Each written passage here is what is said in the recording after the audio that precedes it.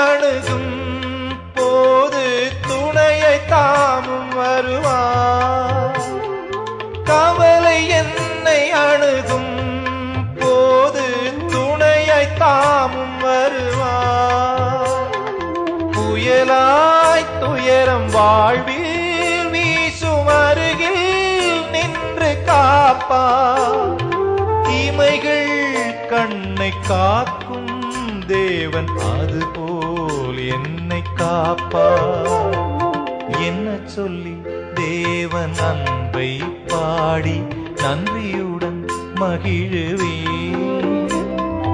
இன்னல் யாவும் அகன்ற புதுமை மன்னரவர் மகிமையே. என்ன சொல்லி தேவன் அன்பை